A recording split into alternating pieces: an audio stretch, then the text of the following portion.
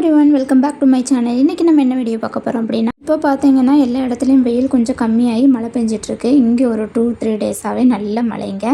So எல்லா இடத்துலையுமே வந்துட்டு மல்லிகைப்பூ செடியில் பூக்கள் பூத்து முடிஞ்சிருந்திருக்கலாம். சில செடி பேர் வீட்டில் வந்துட்டு செடிகளில் வந்துட்டு துளிர்களே வராமல் இருந்திருக்கலாம். நீங்கள் பார்த்துட்ருக்கீங்க பார்த்தீங்களா? ஸோ இங்கே எவ்வளோ அழகாக வந்துட்டு நிறைய பூக்கள் பூத்து குலுங்கிட்டுருக்கு.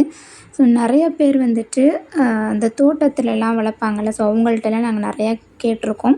ஸோ நாங்களுமே தோட்டம் வச்சுருக்கோம். ஸோ எங்கனாலும் அங்கே போய் நம்மளுக்கு அதை கிளியராக பார்க்க முடியாதனால நம்ம கேட்டு வந்துட்டு உங்களுக்கு அந்த டிப்ஸை வந்து சொல்கிறேன். பனிக்காலம் முன்னாடி வரைக்கும் மழை பெய்யும் பார்த்தீங்களா? ஸோ அது வரைக்குமே இந்த பூக்கள்லாம் வந்துட்டு நல்லாவே பூத்து குலுங்குங்க.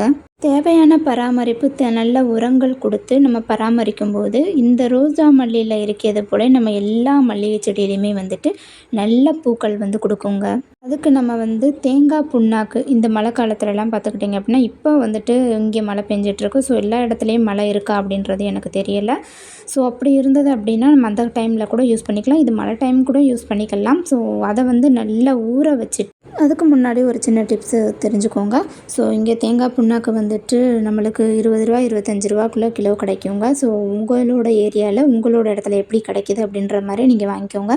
அதே சமயத்தில் ஆன்லைனில் வந்துட்டு ரேட் அதிகமாக தான் இருக்கும். இன்னுமே நம்மளுக்கு மலிவாக கிடைக்கணும் அப்படின்னா தேங்காய் எண்ணெய்லாம் செக்கில் ஆட்டுவாங்க இல்லைங்களா? ஸோ அங்கே வந்து நம்மளுக்கு மலிவாகவே கிடைக்கும். அங்கே கூட நம்ம போய் வாங்கிக்கலாம். ஸோ இங்கே மோஸ்ட்லி கன்னியாகுமரிலாம் பார்த்துக்கிட்டிங்க அப்படின்னா நம்மளுக்கு வந்துட்டு டேரெக்டாக போய் விசிட் பண்ணி நம்ம வாங்கிக்கிறலாம்.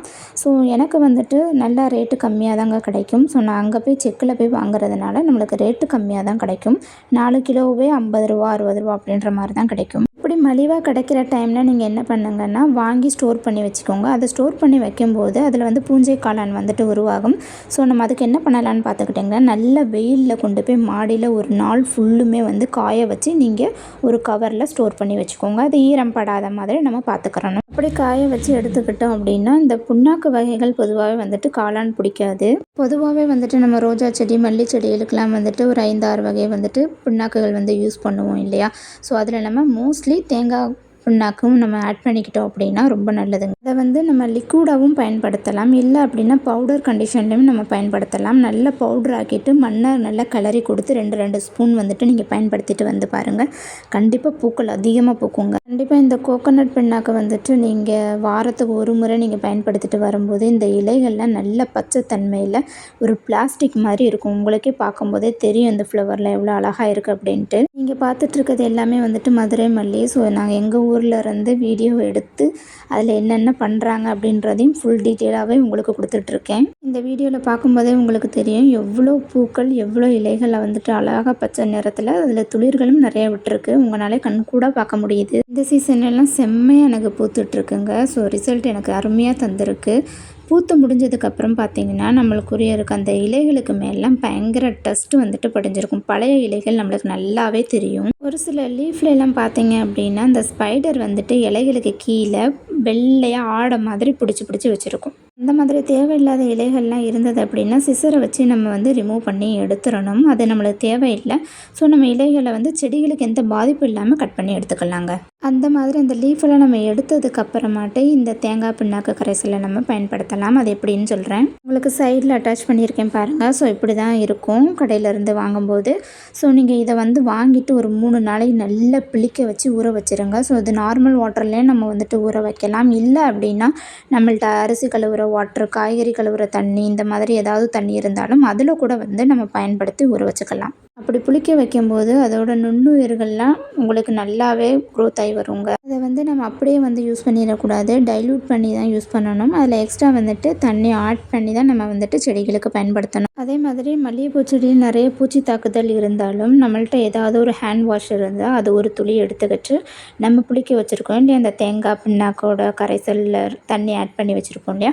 ஸோ அதையும் மிக்ஸ் பண்ணி நல்ல ஸ்ப்ரேயர் வச்சு நல்லா ஸ்ப்ரே பண்ணி கொடுங்க. அப்போ பூச்சி தாக்குதல் தொந்தரவே இருக்காதுங்க.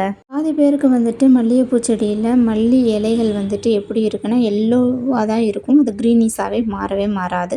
ஸோ அது நார்மல் மல்லி செடியாக இருக்கட்டும் இல்லை அப்படின்னா குண்டு மல்லி செடி ஜாதி மல்லி செடி எந்த மல்லி செடியாக இருந்தாலும் அதில் வந்துட்டு லீஃப் எல்லோவாக இருக்குதா அப்படின்றத செக் பண்ணுங்கள். அந்த மாதிரி லீஃபுக்கான சொல்யூஷனும் வந்துட்டு நான் இன்னொரு வீடியோவில் கண்டிப்பாக உங்களுக்கு சொல்கிறேன்.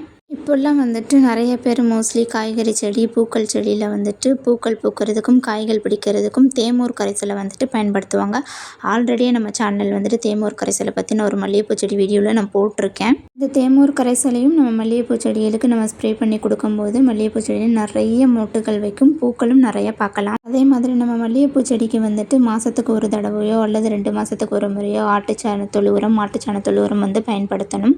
மண்ணை நல்லா கிளறி கொடுங்க. வருஷத்துக்கு ஒரு முறையாவது மண் வந்துட்டு கொஞ்சம் மேலே இருக்க மண் எடுத்துட்டு புது மண்ணாக போட்டு ஆட் பண்ணுற மாதிரி பாருங்கள். நம்ம வீட்டில் இருக்க மாடி செடியிலையோ இல்லை கீழேயோ இல்லை தொட்டிலையோ நம்ம எதுலையோ நம்ம மல்லிகைப்பூ வச்சுருக்கோம். ஸோ நம்மளுக்கு நார்மலாக ஒவ்வொருத்தவங்க வந்து பூஜைகளுக்கு வைப்பாங்க, ஒவ்வொருத்தவங்க தலைக்கு வைக்கிறதுக்குன்னு வைப்பாங்க. ரெகுலராக பூக்கள் வந்துட்டு விரும்புகிறவங்களும் இருக்காங்க. ஸோ நம்மளுக்கு வீட்டுக்கு தேவையான அளவுக்கு மட்டும் பூக்கள் பூத்தா கூட போதுங்க. இதுக்காகவே பூக்களுக்காக நம்ம காசு கொடுத்து வெளியே உரங்கள் வாங்குறத விட நம்ம வீட்டில் இருந்தே எளிமையான முறையில் நம்மளாலையும் தயாரிச்சுக்கிற முடியும். இப்படி கம்மியாக ரேட்டில் கிடைக்கிற இந்த புண்ணாக்குகள் எல்லாம் வாங்கி வந்து நம்ம செடிகளுக்கு தாராளமாக இயற்கையான முறையிலே பயன்படுத்திக்கலாங்க. அதே மாதிரி இந்த எல்லோ கலர் லீஃப் இருக்குங்க இல்லையா மல்லிகைப்பூ செடியில், ஸோ அதுக்கும் வந்து நம்ம இந்த தேங்காய் பிண்ணாக்கை பயன்படுத்துறதுனால கண்டிப்பாக ஒரு ரிசல்ட் தருங்க. அது க்ரீனிஷாக மாறுறதுக்கான ரிசல்ட்டும் உங்களுக்கு அருமையாகவே தரும். உங்களுக்கும் உங்களோட மல்லிகைப்பூ செடியில் இந்த மாதிரி பூக்கள் பூக்கணும் அப்படின்னா நீங்களும் இந்த தேங்காய் பிண்ணாக்கு ஃபெர்டிலைசரு பவுட்ரு 2யுமே நாம் எப்படி வேணாலும் பயன்படுத்திக்கலாம். சூப்பரான ரிசல்ட் தரும். ஸோ நான் இப்போ ரீசெண்டாக வந்துட்டு நான் ஒரு 2 செடி வாங்கியிருந்தேன். ஸோ அதுதான் இந்த குண்டு மல்லி செடி. ஸோ இப்போ பார்த்தீங்கன்னா நான் கட் பண்ணி கொடுத்துருக்கேன். கட் பண்ணி கொடுத்ததுக்கப்புறமாட்டு எவ்வளோ க்ரோத் வந்திருக்குன்னு பாருங்கள். ஸோ இப்போ என்னால் அந்த ஃபெர்டிலைசரை நான் பயன்படுத்த முடியாது. நான் ஊற வச்சுருக்கேங்க, பட் என்னால் பயன்படுத்த முடியல. ஏன் அப்படின்னா இப்போ மழை பெஞ்சிட்ருக்கிறதுனால என்னால் பயன்படுத்த முடியாமல் அப்படியே வச்சுருக்கேன். ஸோ ரிசல்ட்டை பாருங்கள், நியூவாக நிறைய சூட்ஸும் வந்தாச்சு. அதே மாதிரி மழைகள் பெஞ்சிட்டு இருந்தால் அப்போது வந்து மண்ணுக்கு கீழே நம்ம பயன்படுத்திக்கலாம். இப்போ பார்த்தீங்களா இந்த மாதிரி தான் லீஃப் இருக்குது. ஸோ நான் அதை பயன்படுத்திட்டு உங்களுக்கு கண்டிப்பாக ஒரு ஷார்ட்ஸில் நான் அந்த ரிசல்ட்டை வந்து அப்டேட் பண்ணுவேன். இந்த மாதிரி உரங்களை பயன்படுத்திட்டு வர்றதுனால நாளடைவில் இந்த மண் என்ன ஆகும்னு பார்த்துக்கிட்டிங்கன்னா நல்ல கருப்பு நிறத்தில் வரும். ஸோ அது வந்துட்டு நாளடைவில் நம்மளுக்கு ஒரு NPKவான உரமாக கூட அது மாறலாம். அதனால் வாரம் வாரம் நீங்கள் கொடுத்து பாருங்கள், சூப்பரான ரிசல்ட் கொடுக்கும். இந்த பதிவு உங்களுக்கு ரொம்ப யூஸ்ஃபுல்லானதாக இருக்கும் அப்படின்னு நம்புகிறேன். என்னோடய வீடியோ பிடிச்சிருந்தா லைக் பண்ணுங்கள், ஷேர் பண்ணுங்கள், கமெண்ட் பண்ணுங்கள், சப்ஸ்கிரைப் பண்ணுங்கள். பக்கத்தில் உள்ள பெல் பட்டனை ஆன் பண்ணி வச்சுக்கோங்க. அப்போ தான் நம்ம நெக்ஸ்ட் டைம் போடுற எல்லா வீடியோமே உங்களோட மொபைலுக்கு நோட்டிஃபிகேஷனாக வரும். Happy gardening.